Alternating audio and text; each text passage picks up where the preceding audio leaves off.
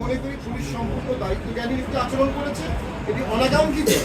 আমরা সবসময় আইন শৃঙ্খলা বাহিনীকে সর্বদাই সহযোগিতা করেছি, এখনো করছি, সামনেও করব।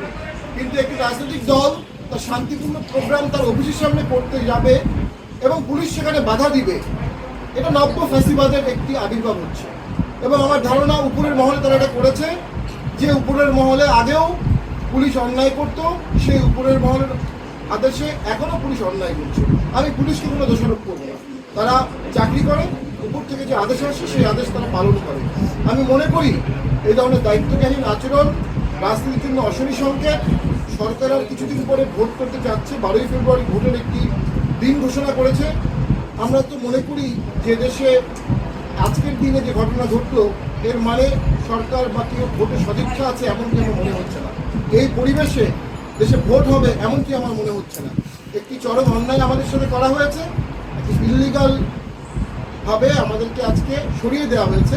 ওখানে চেয়ারম্যান ছিলেন, তার স্ত্রী ছিলেন, আমরা ছিলাম, সকল সিনিয়র নেতৃবৃন্দ ছিল। আমরা তীব্র প্রতিবাদ জানাই, সুষ্ঠু তদন্ত জানাই এবং দোষী ব্যক্তিদের বিরুদ্ধে শাস্তির দাবি জানাই। এবং পুলিশ অসংখ্য চেয়ার ভেঙেছে, আমরা দেখেছি ভিডিওতে। চেয়ারের তো কোনো দোষ নেই, এই চেয়ারের তো কোনো আইন থাকতে পারে না। তো কিসের আক্রোশে পুলিশ এটি করলো আমরা জানি না। তো আমরা পুরো ব্যাপারটার মধ্যে গভীর ষড়যন্ত্র দেখতে পাচ্ছি। জাতীয় পার্টি দিন দিন জনপ্রিয় হচ্ছে, জাতীয় পার্টি দিন দিন সঠিক রাজনীতি করছে এবং জাতীয় পার্টি আস্তে আস্তে সামনের ভোটে অথবা আন্দোলনে একটি বিশাল বড় ফ্যাক্টর হয়ে যাচ্ছে।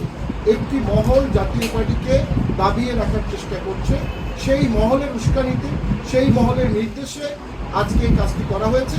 আমরা মনে করি it's a bad day and sad day for democracy.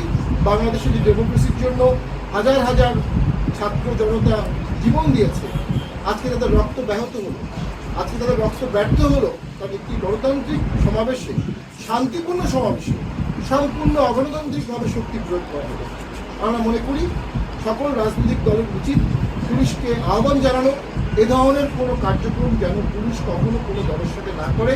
রাজনীতি মানেই বহু মত, বহু দল থাকবে, বহু মত থাকবে, সকলে রাজনীতিতে বিচরণ করবে। আপনি যখন একটি দলকে জোর করে দাবিয়ে রাখার চেষ্টা করবেন, এটা অগণতান্ত্রিক, অসাংবিধানিক, আইনের শাসনের পরিপন্থী এবং আমি মনে করি পুলিশের উচিত আমাদের কাছে ক্ষমতা।